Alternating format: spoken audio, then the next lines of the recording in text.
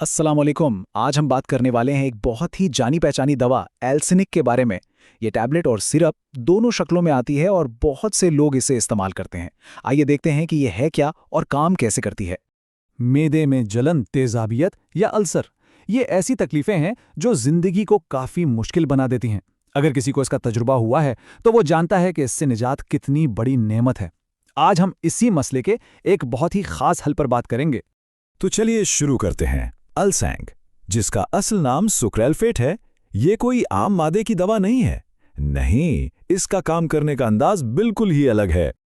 अच्छा, यहाँ एक बहुत ही दिलचस्प फर्क है। ज्यादातर दवाएं क्या करती हैं, वो मेदे में मौजूद तेजाब को कम या बेअसर कर देती हैं, लेकिन अल्सैंग का तरीका बिल्कुल मुख्तलिफ है। ये तेजाब को छेड़ती ही नहीं, बल्कि ये सीधा जख्म के ऊपर जाकर एक हिफाजती दीवार खड़ी कर देती है ना। ये एक बिल्कुल मुनफरिद हिकमत अमली। अगर अल्सनिक को समझने का सबसे आसान तरीका जानना है तो बस ये सोचें कि ये मैदे के अंदर जख्म के लिए एक बैंडेज या पट्टी है, बिल्कुल वैसे ही जैसे हम जिल्द के जख्म पर पट्टी लगाते हैं ताकि वो महफूज रहे और जल्दी ठीक हो जाए। तो सवाल ये पैदा होता है कि मैदे के अंदर ये पट्टी आखिर काम कैसे करती है। चलें, इसके दिलचस्प मैकेनिज्म को जरा करीब से देखते हैं।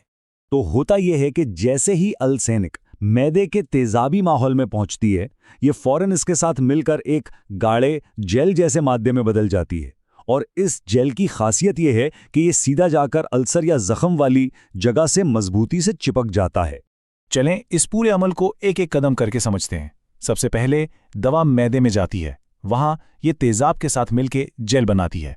फिर ये जेल जैसे कोई मैग्नेटिस हो सीधा जख्म से जाके चिपक जाता है। ये एक ऐसी दीवार बना देता है जो तेजाब और दूसरी तकलीफदेह चीज़ों को जख्म तक पहुंचने ही नहीं देती, और इस हिफाजती तह के नीचे जख्म को सुकून से ठीक होने का पूरा मौका मिल जाता है। अपने इसी खास काम की वजह से एल्सलिंग कई तरह के मसाइल में काम आती है। ये ना सिर्फ मेदे और छोटी आंत के अल्सर के लिए बेहतरीन है, बल्कि मेदे की सोजिश, जिसे गैस्ट्राइटिस कहते हैं, और आम जलन और दर्द से बचाने में भी बहुत मददगार साबित होती है। अब जब हम ये समझ गए हैं कि ये काम कैसे करती है, तो ये जानना भी बहुत ज़रूरी है कि इससे बेहतरीन नताइज हासिल करने के लिए इसे इस्तेमाल कैसे किया जाए। ये नुक्ता बहुत अहम है। एल्सैनिक से पूरा फ़ायदा उठाने के लिए इसे हमेशा खाली पेट लेना चाहिए, यानी खाने से तकरीबन 1 घंटा पहले या फिर रात को सोने से पहले। इस तरह दवा को जख्म पर अपनी तह जमाने का बेहतरीन मौका मिलता है। और हाँ, ये बात हमेशा याद रखें कि दिन में कितनी बार और कितनी मिकदार में लेनी है, इसका फैसला सिर्फ और सिर्फ डॉक्टर ही करेगा। अल्सिनिक टैबलेट में भी आती है और सिरप में भी। काम दोनों का एक ही है, कोई फर्क नहीं। लेकिन हाँ, सिरप अक्सर उन लोगों के लिए ज़्यादा बेहतर रहता है जो बुजुर्ग हैं, जिन्हें गोली निगलने में मुश्किल होती है, या जिनका अल्सर शदीद हो, ताकि दवा जख्म पर अच्छी तरह से फैल जाए।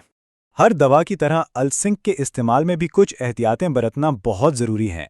आइए उन पर भी एक नज़र डालते हैं। वैसे तो अल्सेनिक को काफ़ी महफूज दवा माना जाता है, लेकिन इसका सबसे आम साइड इफ़ेक्ट कब्ज़ है। इसके अलावा कुछ लोगों को मुंह खुश्क होने या पेट में भारीपन का एहसास भी हो सकता है। कब्ज़ की शिकायत हो तो पानी का इस्तेमाल और फाइबर वाली ग़िज़ाएं बढ़ा देना बेहतर रहता है। अब एक ऐसी बात जिसे बिल्कुल नहीं भूलना, ये बहुत बहुत ज़रूरी है, क्योंकि एल्सेनिक मैदे में एक तह बनाती है तो ये दूसरी दवाओं को जिस्म में जज्ब होने से रोक सकती है। इसलिए ये असूल पक्का कर लें कि एल्सेनिक और किसी भी दूसरी दवा के दरमियान कम से कम 2 घंटे का वक्फा रखना लाजमी है। 2 खास वार्निंग्स भी जहन में रखें। पहली ये कि जिन लोगों को गुर्दों का मसला है, उन्हें डॉक्टर से पूछे बगैर ये दवा हरगिज़ इस्तेमाल नहीं करनी चाहिए।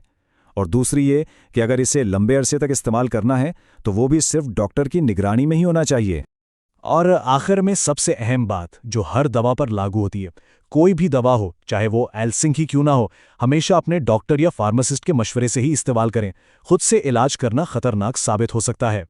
तो हमने देखा कि अल्सेनिक जख्मों के लिए एक बेहतरीन हिफाजती ढाल है, लेकिन ये हमें एक बड़े सवाल पर सोचने पर मजबूर करती है कि सिर्फ दवाओं पर इन्हिसार करने के बजाय हम अपने लाइफस्टाइल या तर्ज ज़िंदगी में ऐसी कौन सी तब्दीलियां ला सकते हैं जो एक सेहतमंद मैदे के लिए सबसे ज़्यादा ज़रूरी हैं। इस पर ज़रूर गौर कीजिएगा।